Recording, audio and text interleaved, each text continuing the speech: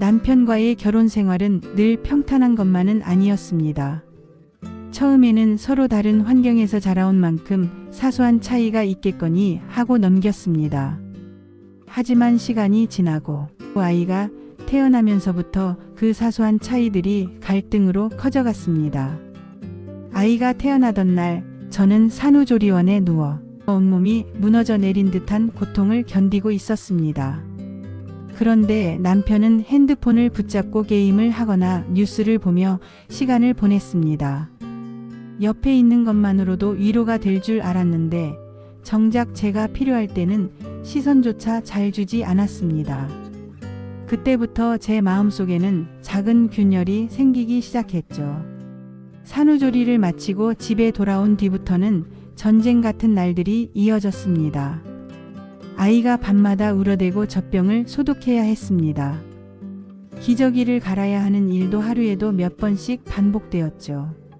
저는 늘 정신없이 움직였는데 남편은 퇴근만 하면 소파에 늘어져 휴대폰만 들여다보았습니다.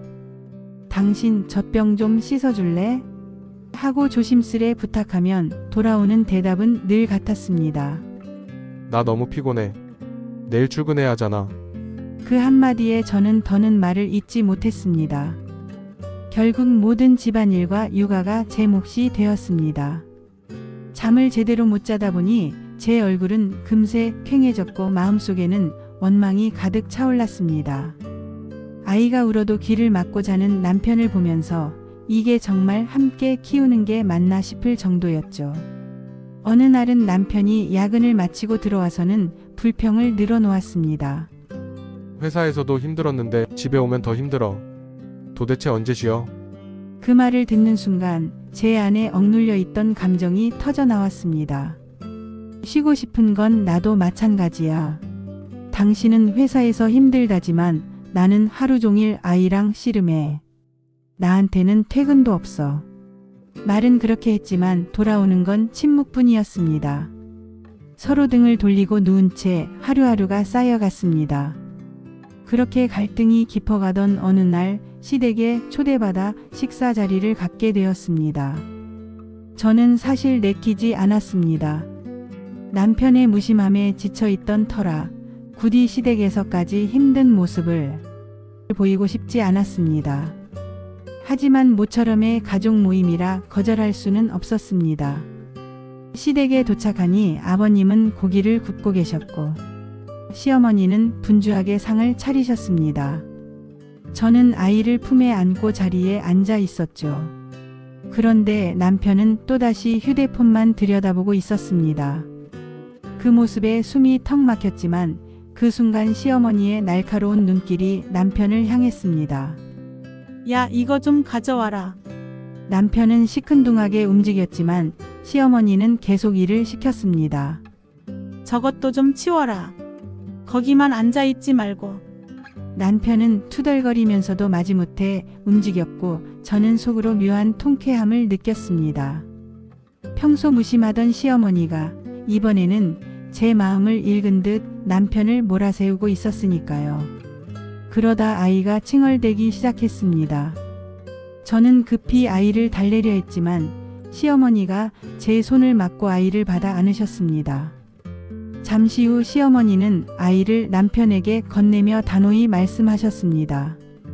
너 애 좀 봐라. 아빠가 돼서 애를 전혀 안 보는 게 말이 되냐? 내가 이러니 애가 내 품에만 가면 울지. 순간 식탁 위 공기가 얼어붙었습니다. 남편은 난감한 표정으로 아이를 받았고 아이는 곧바로 울음을 터뜨렸습니다. 늘 제가 나서서 달래던 습관 때문에 남편은 어떻게 해야 할지 몰라 당황스러워했죠. 저는 손을 뻗고 싶었지만 시어머니가 다시 제 손을 막으며 말했습니다. 하지 마. 내 남편이 직접 해봐야 해. 내가 다 해주니까 이 지경이 된 거야. 저는 그 말에 마음이 흔들렸습니다. 불안했지만 그동안 쌓였던 서운함이 떠올라 이번만큼은 시어머니의 말대로 두기로 했습니다. 남편은 분유를 타보기도 하고 젖병을 물려보기도 하면서 쩔쩔맸습니다. 땀이 맺히고 표정은 점점 초조해졌습니다. 그러면서도 아이를 달래기 위해 끝까지 버텼습니다. 결국 아이가 조금씩 진정되자 남편은 제게 도와달라는 눈빛을 보냈습니다. 그러나 시어머니가 단호히 가로막았습니다. 아니, 내가 다 해봐야 아내가 얼마나 힘든지 알지. 집에서 애 키우는 게 얼마나 고된지 내가 직접 겪어봐야 해. 너도 내 엄마가 이렇게 고생하며 키운 거야. 단지 돈 벌어다 주는 게 다인 줄 알면 큰 오산이다. 그 말에 저는 울컥했습니다. 시어머니는 표현은 서툴지만 제 마음을 누구보다 잘 알아주고 계셨던 겁니다. 남편도 그 순간 고개를 떨구고는 아무 말도 하지 못했습니다. 집으로 돌아오는 길 남편은 조용히 입을 열었습니다. 미안해. 나 그동안 너무 몰랐어. 내가 얼마나 힘들었는지. 그날 이후로 남편은 조금씩 변했습니다. 아이 목욕을 시키고 젖병을 소독하는 일, 그리고 자잘한 집안일까지 손을 보태기 시작했습니다. 서툴고 어설펐지만 그의 행동 하나하나가 저에게는 큰 위로가 되었습니다. 그리고 저는 다시 깨달았습니다. 가정의 갈등은 사소한 일상에서부터 시작되지만 그 사소함을 서로 나누고 함께 짊어질 때 진정한 가족이 된다는 사실을요. 시어머니의 단호한 한마디가 없었다면 우리 부부는 여전히 서로를 원망하며 살았을지도 모릅니다. 시어머니는 여전히 무뚝뚝하고 간섭을 잘하지 않으시는 분이지만 그날의 행동 하나로 제 마음은 크게 움직였습니다. 요즘은 시댁에 가는 길이 전보다 훨씬 가볍습니다. 그저 감사한 마음이 앞서니까요. 결국 제가 깨달은 건 이겁니다. 말 한마디, 행동 하나가 사람의 마음을 움직이고 관계를 바꿀 수 있다는 걸.